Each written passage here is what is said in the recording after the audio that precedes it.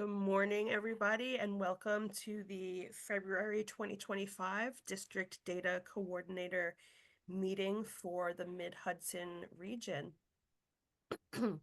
Our meeting will go from now until 10 a.m. We will try to be as prompt with that as we can.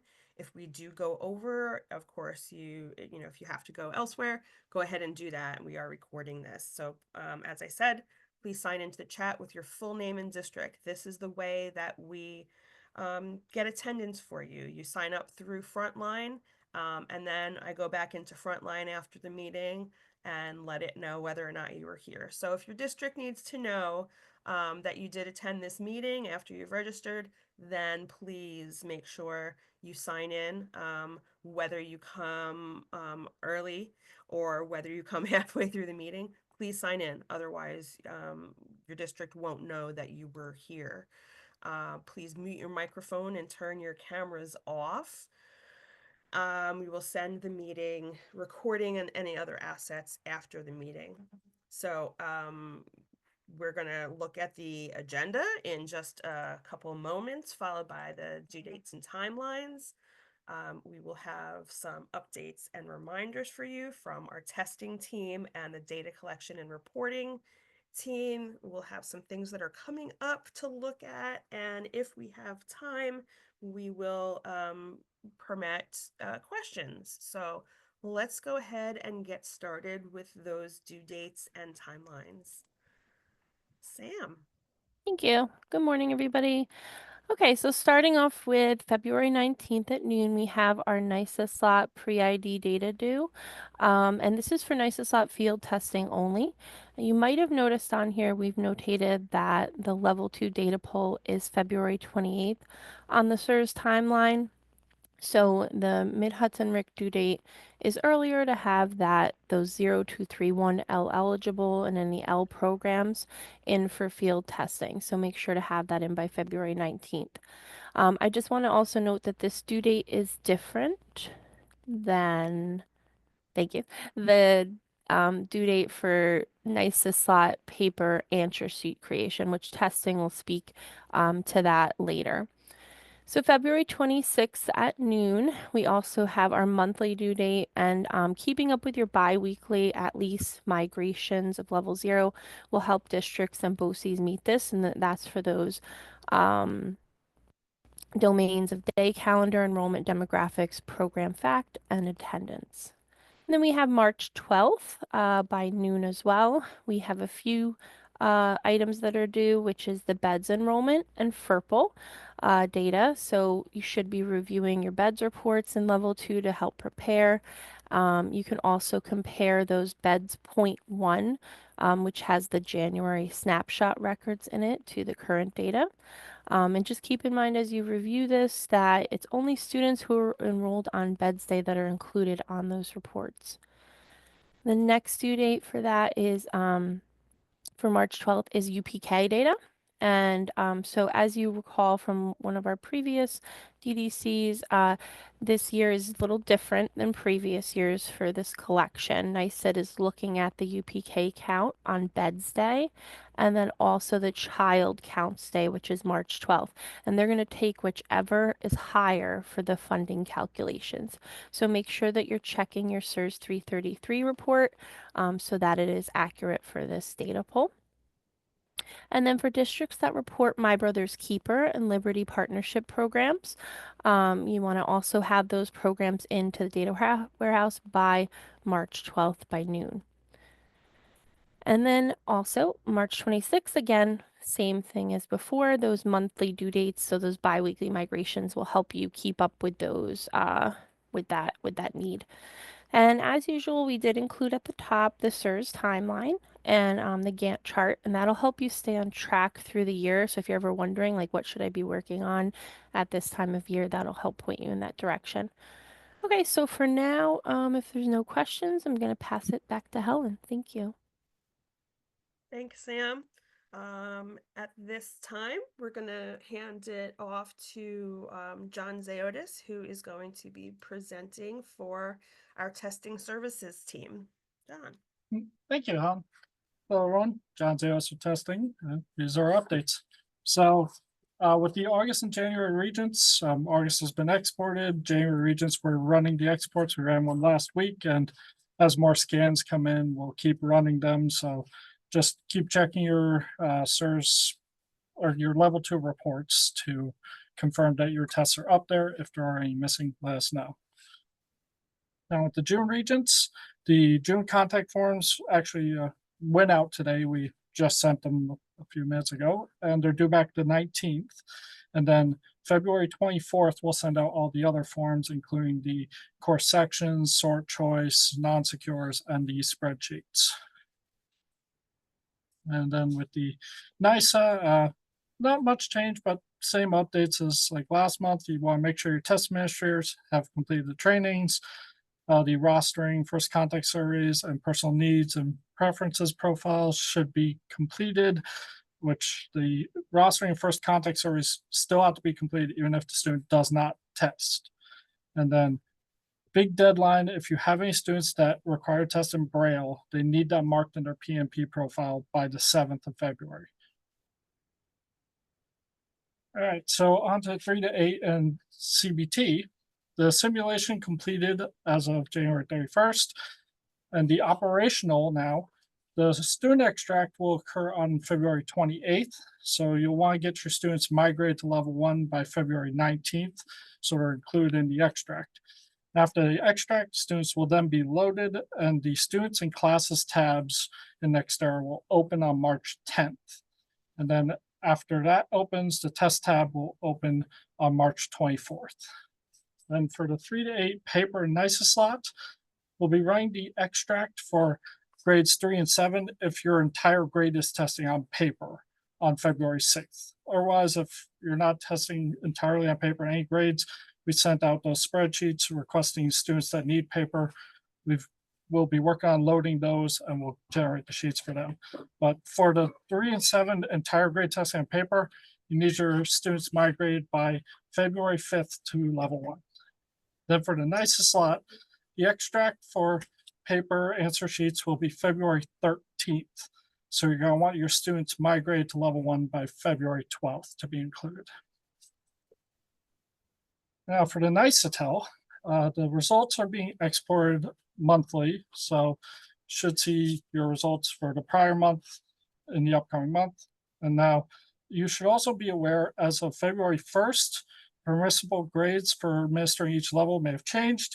So you want to review at the top of the answer sheets what grades are allowed, which you have a screen capture right there of NISA level 2, which you can see grade K can take the test from February 1st to June 30th. Grade 1 was only July 15th to January 31st. Each NISATEL level has one of these listings at the very top, so you want to just check each one to make sure you're testing the right students. And that's all our updates. So if you have any questions around, you could email us or call us. Thank you. Thanks, John. And as you can see there, you should be subscribing to their testing newsletter if you haven't already. And now we're going to hear from our team, the data collection and reporting team. I'll just mention one more time for anyone who may have joined us a little bit late today. We have one coming in right now. So for anyone who may have joined us a little bit late today, I do just want to reiterate the importance of signing into the chat with your full name and district. I don't mean to harp on it, but if you've gone through the trouble of signing up through Frontline and your district wants to know whether or not you've attended this meeting, please, whether you come in early or late, make sure that you sign in to the chat with your full name and your district. That way we're able to reconcile the attendance list and give credit where credit is due. Okay, moving on. So level 0 data migration hierarchy. There's been some instances lately where folks are having a challenge figuring out what to migrate when. And so just to go over that very briefly, in level 0, you have a help function, right? So if you click on help, you get this page here where you can see a number of documents that were uploaded by SED. And the first one is the template dependency guideline for import for this school year. And so if we take a look at that, here's what comes up. And on this list, you can see what what templates each template is dependent on. Meaning, if there's a field, there might be a field in the template that pulls from this other template or that other template. So those other templates would need to get uploaded before the template that you're trying. Let me give an example. Here you can see that user is attempting to upload course instructor assignment. And what it's telling you in this box right here is that these 3 templates or domains are required for upload to level 0 or migration before the one that you're trying to do, because there's something in these domains that this domain is pulling from. So when you go to your level 1 data prep and you're trying to upload your files to migrate them to level 1, look here. If you have these 3 things and these 2 are green, green means you're good, no action required. The one here that's in red, it means that that template must be migrated before the one that you're trying to do. So in this case, you would go to staff snapshot, migrate that, and then when you come back here, all of these would be green. You could then validate and create your file for level 1 submission. It used to be once upon a time that there was a long list and we would tell you do this first, second, third, fourth, fifth, sixth, seventh. That has gone away in favor of this template dependency guide. So if there's any questions, you can certainly feel free to reach out to us and we can help you with that further. But that was just a quick once over on that for you. And Pam, how'd you like to take over? Okay. I did my monthly test of the mute functionality and it's still working. So hopefully you can hear me now. All right. So this is a chart we've been putting up for the last few months, and it shows the status of level 1C errors and warnings, the nicest queue, and student digital resources reporting. And remember, these are all ongoing items. Okay, the data here reflects the information as of yesterday, February 3rd. L1C errors are down from 658 to 488, and we'll discuss that a little bit more in a moment. The level 1C warnings, although an impressive number, are still coming down from 24,000 to 21,500. And the nicest queue is down from 3 to 0. Great job. Keep it up. You earned a gold star. I think it might take a little more effort to get the level 1C errors down to 0, but you know, we'll keep working at it.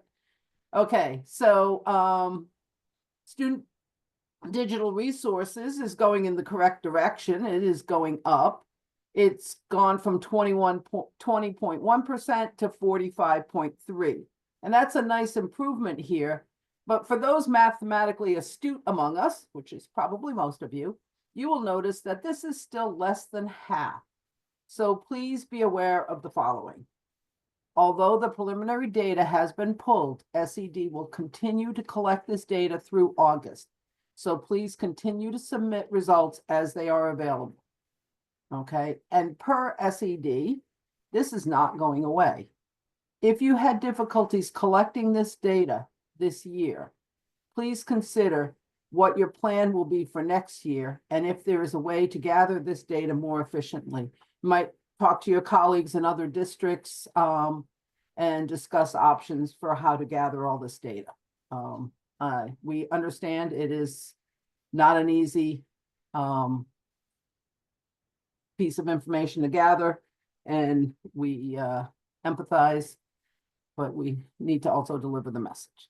Okay, so now I told you a minute ago, we're going to take a little closer look at the L1C errors. So next slide. Okay, and I'm sure you've heard the phrase misery loves company, or perhaps from a more positive perspective, we're all in this together. As I look further at the 488 level 1C errors, I noticed that 222 of them were related to attendance. So if we all make a pact to take a look at our level 1C errors related to attendance before next month's meeting, we can cut those errors down by almost half. Does that sound good? I'm not a coach, so I'm not really versed in motivational talks, but it sounded like a good idea to all work toward a common goal. So here's the breakdown of those 222 errors for student daily attendance. 176 of those errors are reported because attendance is reported for a student who does not have a valid enrollment for that date at that location specified in the attendance record. Well, there's two choices here, probably. The enrollment is incorrect or the attendance record is incorrect. I realize it can get more complicated than that, but it's a start. You may also find that one student is generating dozens of errors. Perhaps one quick fix will make them all go away. Okay, in addition, there is 46 errors that are related to missing day calendar for the particular student at the particular location in that particular grade level on that date. So you have to take a look at all those little items. This is more likely a day calendar issue. So you'll want to take a look at your day calendar and verify that it's set up correctly. Depending on your SMS, you may need to ensure that the records are reported for specific grade levels. Okay, remember that L1C errors will prevent data from migrating to level 2. So none of these records will show up in your verification reports at level 2. Okay, next month, just a little teaser, we will take a deeper dive into all those warning messages together. So hopefully I've given you a little something that we can all work together to clean up and make collectively the data and be in better shape. Okay, now I'm going to move on. First, I'd like to tell you that there has been an ongoing project, a statewide work group that is reviewing all the level 2 reports to try to align the reports better with what the field needs to see and to verify and to certify and to make that process more efficient. But before you get too excited, keep in mind there is a lot of data to certify. So there will still be many reports to review, but hopefully some consolidation will make it a bit easier. And I've been enjoying my participation in that group and trying to make suggestions to help out as needed. And my colleagues are feeding information to me to also bring forward to that work group. Okay, so the first of the newly revised reports to come out is the SIRS 320, and you can see that as of now in L2RPT. So that's the staff snapshot report. And you will notice that the new reports have a new color scheme that is different. So even in the midst of winter, the new pastel color scheme will make us think of spring. I'm ignoring the fact that Punxsutawney Phil saw his shadow on Sunday. So, but we can all hope. Okay, in the information summary report, the information summary report of the staff snapshot report has not changed. But if we go to the next slide, we can view a few of the details. You may notice some differences.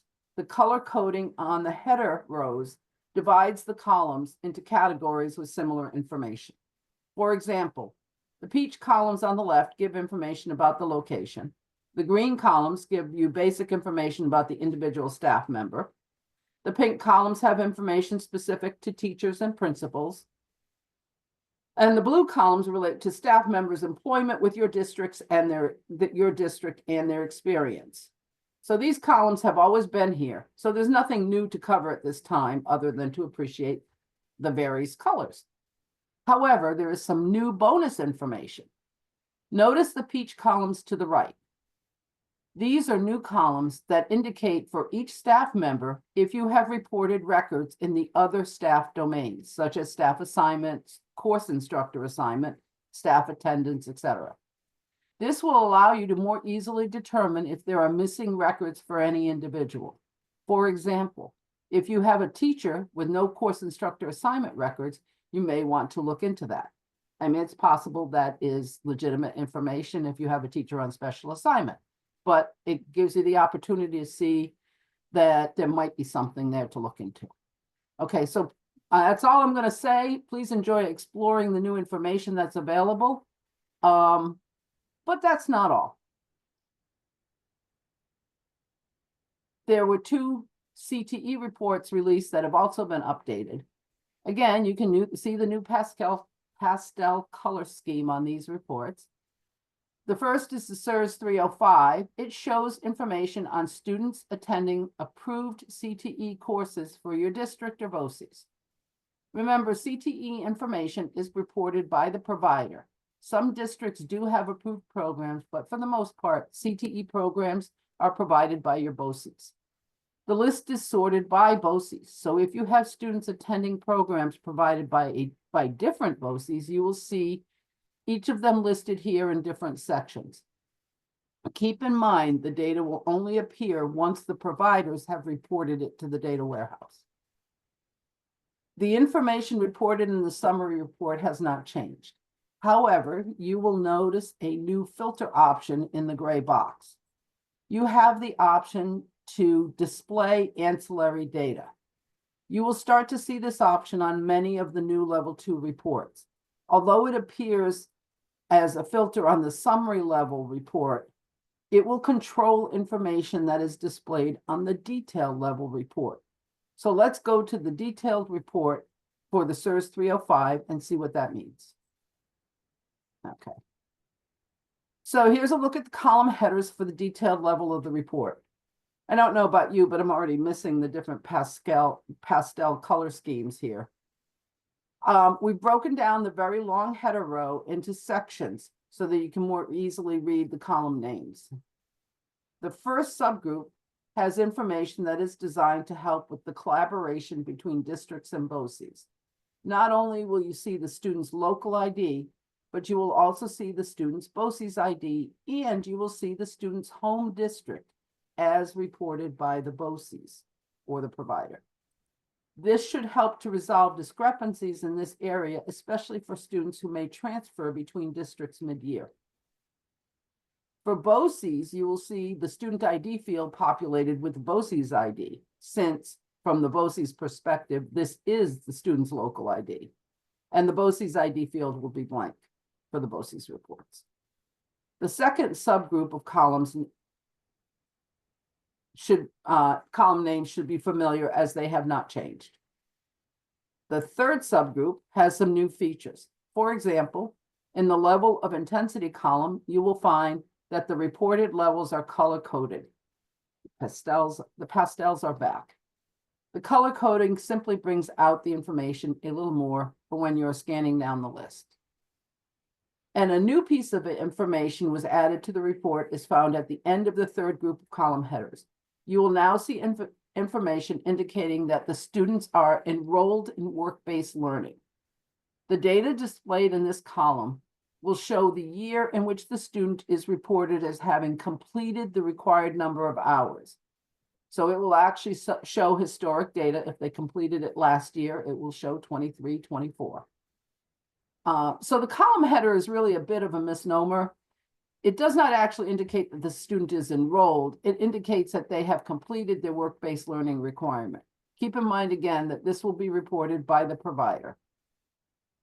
The fourth and final subgroup are what will be included in the report if you select Display Ancillary Data in the gray box on the summary page. These are the columns that have typically appeared in all detailed level reports and contain demographic and some program data. Not all of this data is needed to review the CTE report itself, and sometimes its inclusion in the report may not be appropriate for certain reviewers. So SED has grouped this data and given you the ability to turn it on or off in your generated reports. You may continue to see some tweaks to these new reports as additional feedback is received, such as my comment on the header name for the work-based learning. I'll be feeding that one back and we'll see what happens there. Okay. The next CTE report that has been revised is the SIRS 345. Notice we also have the display ancillary data option here, which will include that demographic and program information in the detailed level report. This is a very wide report. You may need to scroll left and right to see the whole report, or you could download it to a spreadsheet for easier viewing. Even the name is long. CTE Concentrator 4-year August cohort outcomes in New York State Ed approved program reports. What does that even mean? I asked myself. So I looked it up. And from the SIRS 345 report guide, we find an explanation. The SIRS 345 report provides outcome and performance data on New York State Ed approved CTE programs. The outcomes track the Carl D. Perkins Grant Indicator and are to be used by approved programs to conduct a comprehensive local needs assessment. The Comprehensive Local Needs Assessment is a required component of a Perkins Grant application and must be based on the SIRS 345 report data.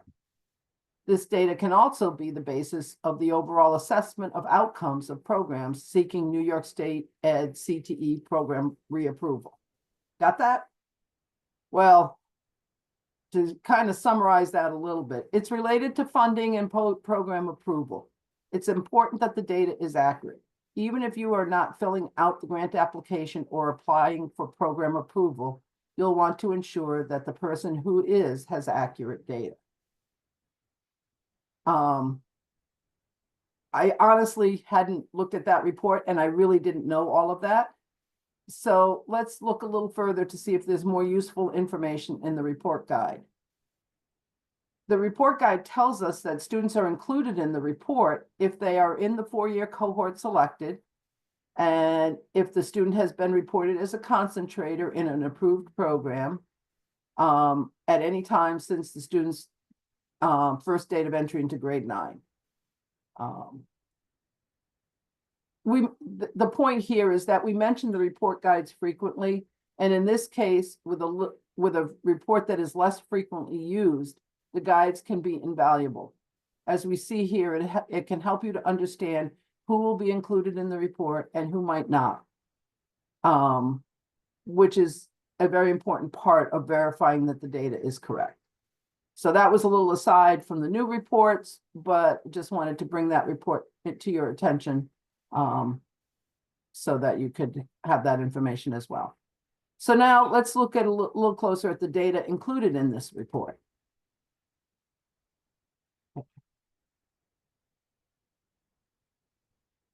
Next slide, Helen.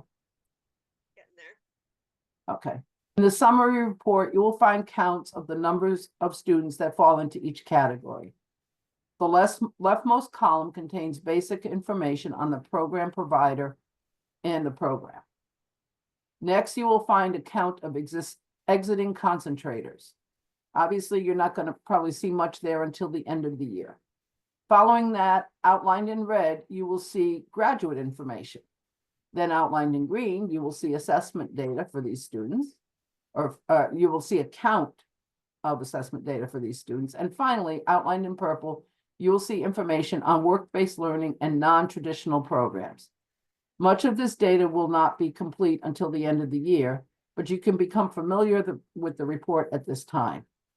If you drill down into the detailed report for any group of students, you will then see specific data in these areas for all students, including their credential information and assessment data. And just a thought here, perhaps a pro tip, it is sometimes the case that data for out-of-district placed students or students who have transferred in may be missing. Missing data could impact meeting graduation requirements or the type of credential that is earned for a student.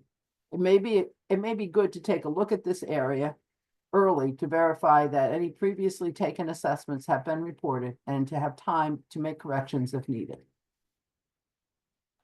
That's it on the 345. So moving on to the next new report, using the new format is the SIRS 658, which is a new report on behavioral interventions. This report can be found in the annual outcomes folder and will be available for districts who have reported behavior data. If you have reported behavior interventions, please take a look at this new report to ensure the data is reported accurately. The data contained in this report is simply the reportable fields from that template. So it's a very straightforward report. So here's a breakdown, quick breakdown of the report headers. And it will show, the summary report will show counts of students in each type of intervention that it was reported. And the detailed report, which will simply show the details of each of those interventions for those students. And finally, a quick note on the SIRS 657, which shows information on enrollment discrepancies. This was new last year and shows discrepancies between the 0011 enrollment reported by the responsible district and the 0055 enrollment reported for instructional purposes. The report has been updated to the new format, but has also been changed to add orphaned 0055 enrollments. So what do I mean by orphaned? Your district level report will now show 0055 enrollments in which the district of residence is reported as your district. However, your district is not reporting a 0011 enrollment. You will see a count of orphaned records in the 5th column of the summary report. That column is entitled Missing Responsible Enrollment. A non-zero entry in this column indicates that you have orphaned records.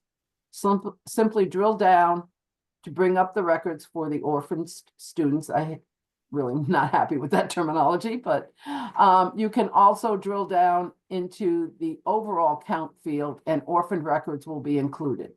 They will be identified in the detailed report by an X in the responsible district column. So what should you do with this information? In most cases, you will want to contact the district or school that is reporting the 0055 enrollment to clean up the details. Similar to the UIAS report, this report may require some investigation to get to the correct solution. Okay, so I think for now I've given you some new things to look at with the new level 2 reports. And so I'm going to shift to a new topic and Michelle will pick up there. Thank you very much, Pam. You're welcome. All right, so with the due dates related to the NYSA slot this month, it is critical to verify that your reporting of eligible students and the 0231 program service code is both complete and accurate. This is also a great time to review all related L program services. L review will come up again in May in preparation for an early June collection for Title III funding. And of course, all of this is collected at the end of the data reporting year in August. Doing some of the heavy lifting now will make the work lighter later on when you'll be super busy with other tasks. So here is a summary of all L services. Now, specific details regarding each of these programs can be found in the SIRS manual. And if we look down the list, we start with the 0231 L eligibility. Students are identified as L through the NYSATEL administered at the time of registration, or they transfer in as L from a prior New York State district. The reporting of L intensity, full, partial, or none, is a part of the 0231 record and relates to the level of service at which an L student is receiving those services. Next is the L program. L eligible students must be reported with one of the L program services shown, those codes shown. If the student is L eligible but not in an L program, there's a code. That code is 8239. Okay. So number 3 and 4 are additional program services that may be appropriate to report based on specific criteria. The 0242 program service code is reported for students eligible to take the NYSA slot in lieu of the 3 to 8 ELA. The student must be in grades 3 to 8 and must have been, as of April 1st, attending school in the U.S. for less than 1 year. Lastly, the 1232 program service identifies students with inconsistent formal education, or SIFE. SIFE students must have attended school in the US for less than 12 months and be 2 or more years below in literacy and or math. Okay, so let's talk verification. There are many reports that list ELS students, but I have selected 3 reports that focus on program participation. We have 1 report at each level, level 0, level 1, and level 2. At level 0, the category breakdown report can give you a quick list on any program services reported by your district, not only L-related services. Simply click the count in the valid records column next to the appropriate program category. The lists provided will include any student who was given the program service at any time during the school year, even if they subsequently left the district. At level 1, there's the program participation detail report. This report will not provide program counts. Instead, it lists all students with a program service code within a program. This report includes all students enrolled in a district who have been reported with a program service code for the selected school year. For more information, please refer to the report guide linked on the slide, which you will be able to access when the DDC meeting assets are sent to you. The official L counts and records come from what is reported at level 2. While the SIRS 401 or reasonableness report is valuable in terms of reviewing lists of students in specific program categories, I listed the SIRS 650 because it provides a breakdown of L programs and identifies data such as L intensity levels, SIFE students, and reported home language. Unlike the first 2 reports mentioned, this report can be filtered on enrollment status to include current active students only, current inactive students only, or all, which is both active and inactive within the current school year. A link to the level 2 report guide is provided. Okay, so with that, unless there are any questions, I will turn things over to Sam. Thanks, Michelle.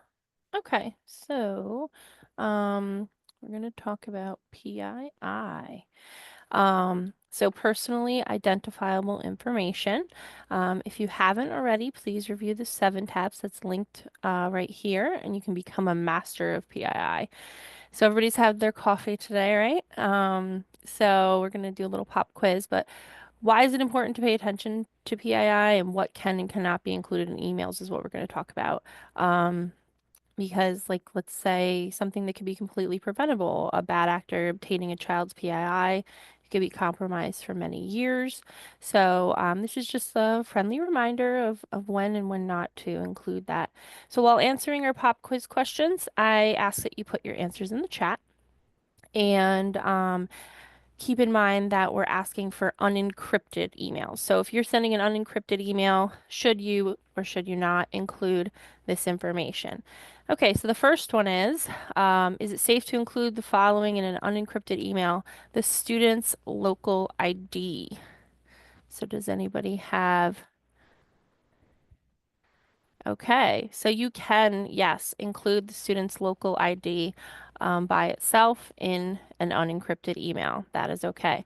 So what about the student's local ID and their NICES ID on the same email? No, right. So that's 2 pieces of information that could be used to find out who the student is. So they should not both be on the same email. You can include one or the other, but not both. How about a student's name? No. Right? Big no on that one. Good, thank you.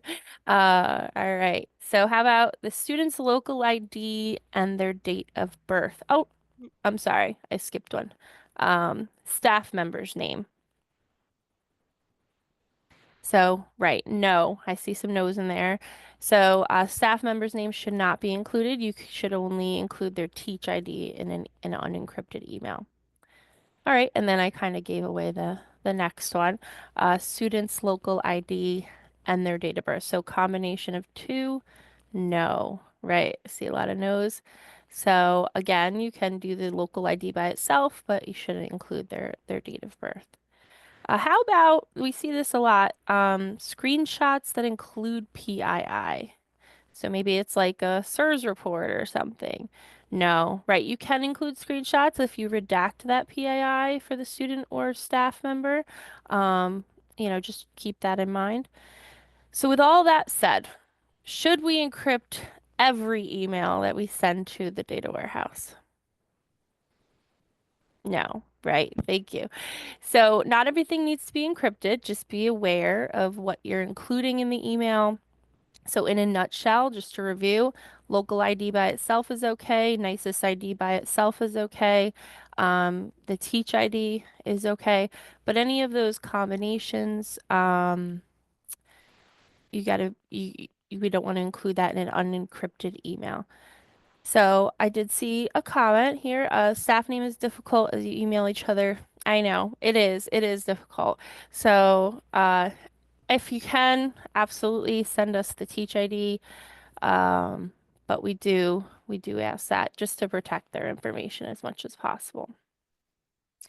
Okay, so no other comments about that, so I'm going to move on. So here's our contact information, of course, and then make sure you subscribe to our newsletter if you haven't already. So we're going to move on to our next section, looking ahead. So I have an announcement. So we're in the process of revamping some old MHRAC level 1 report guides, and we've created new ones. So all of these are in a new format. They have the report visualization description, the name, the breadcrumb trail, what users can expect to see this report, because not all reports and visualizations are accessible to users. So it'll list if it's accessible for district location or a BOCES user. And as we start creating YouTube videos for these, they will also be linked on the guide. So the 5 new guides that we posted, you can find them on the links here on the data warehouse website or on the testing website. The first one is the level 1 navigation report guide. So that shows you different navigation options in level 1 if you're a new user. There's also the district user audit visualization guide, and that's helpful if you're trying to see who the level 1 users are in your district or BOCES and how often they access the system. So it does tell you how many reports they've pulled through the year. We also did the level 1 district dashboard because that's something that's probably used quite frequently. It goes through each section of the dashboard and what users can expect to see. The L1C error report guide, and I'm suspecting this will probably be the one you'll access the most, as it has tables throughout that mention frequently seen errors and warnings and suggestions on how to solve them. So if you, let's say, come across a frequent error that's not on that in that table, in that guide, send it over to Data Warehouse and I'll look into getting it added to the report guide so it's helpful for everybody. And then finally, the 5th one is the student inquiry by local ID. That's a report on level 1 that allows you to search student data through any LEA in the data warehouse. So the Winnie Rick data warehouse for various years. So take a look at them if you aren't familiar with those reports. And I'm going to pass it over to Michelle for now for our next update. Thank you. Thanks, Sam. All right, so we have a new quick reference guide for you this month. And it's regarding the SEDREF update process. The link is on the slide. When you hear SEDREF, you may initially think of location ads and beds codes, but NICED also uses SEDREF to communicate with schools via phone, email, and mail, as well as to open up applications as set, like SEDAS to the superintendent. So if your district or BOCES has a change in key roles such as superintendent or principals, NICED has a prescribed way that the changes must be communicated. This guide provides the proper steps to take. Okay, so you have that link when you receive the assets. And now Pam has an item to share with you.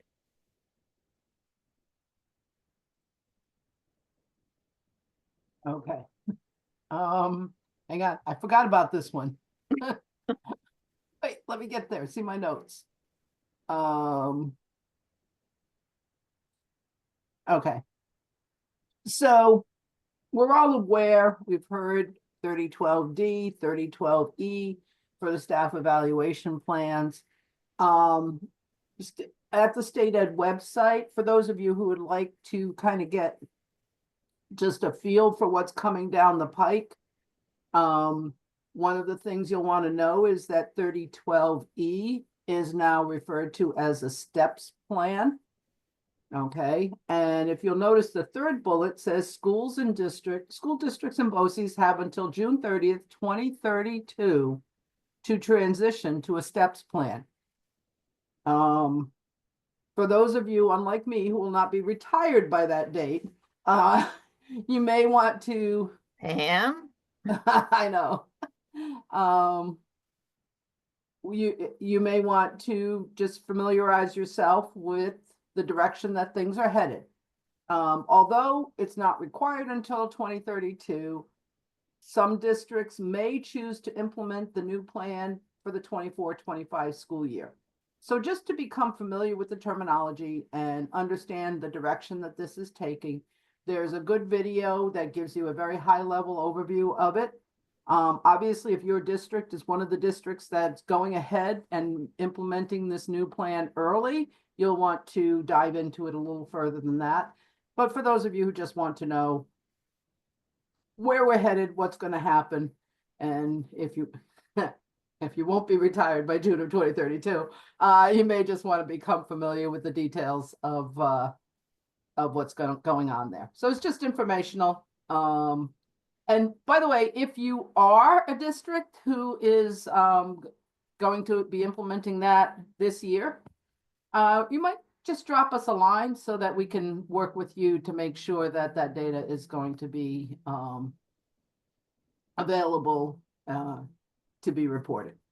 So, plus we're curious. All right, that's all. That's all I got on that. All right, thank you, Pam. A couple things that I need to share with you.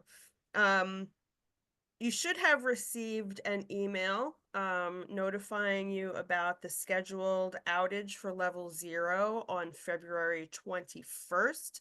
The RIC is going to be transferring level 0 to a different server. So please make sure that the work that you were planning on doing that week is done before then, and that you don't have anything to do on that day because you will not have access to that. Like I said, I sent out this email to you previously. I'm letting you know now. This information will be in our newsletter, and I'll most likely send you another reminder to say that level 0 will be out on February 21st. We do have a new web form available for you. Some of you have been using the web form to submit tickets and requests. This is what the homepage of our website looks like. You can see this little link here that says submit a help ticket. But here are the links for you to the website as well as the direct link. If you had the direct link for the web form bookmarked previously, then I highly suggest you replace it with this new link because the old link won't work anymore, to my knowledge. So some of the fields in the form may look a little bit different. You'll have some different options. I do want to say that here for the department that is best suited to your problem, if you're looking for data, the data team, we are the data collection and reporting services, I believe it says. So that's the one you would want to pick for us, and you can look through all of the options there for different teams and services. Okay. Can we please add district option for Newburgh in the ticket submission form? If it is not in there, yes, I will definitely put that request in to our programmer who is dealing with that. You're welcome. Okay. And then, easy enough, here are our lists of meeting dates and recordings. All the recording links for previous meetings are here. They're also currently on the website. So the website that Samantha sent you to a few slides ago, Spack and Kill 2, we're keeping a list of districts that aren't on there. Apologize for that. We'll make sure to let our programmers know. Okay, so if you need to register for an upcoming DDC meeting, here are the links. You can go ahead and do that. We highly recommend you register. And then we add the recording links after the fact. So in next month's presentation, you will see the recording link for this. Okay. We have time today for questions. Does anybody have a question? You can go ahead, feel free to put it in the chat, or you can go ahead and unmute yourself at this point to ask a question.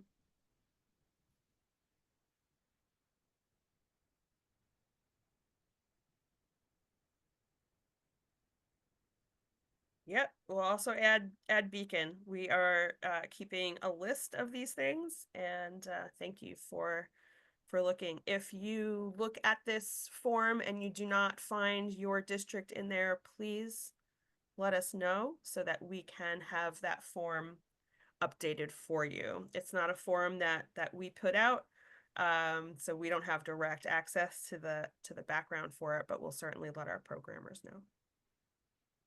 Did you see the Spack and Kill also, Helen? Yep. Okay. Are there any other questions?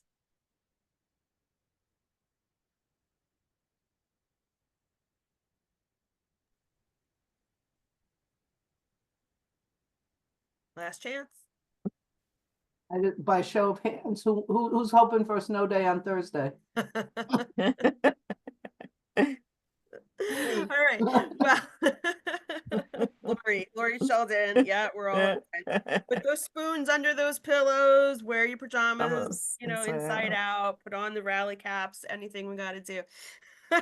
Oh, all right. Yeah. All right, Mike, I get your All right, we get you. We get you, Mike. All right.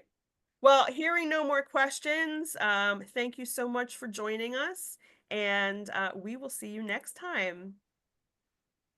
Thank you. Thank you.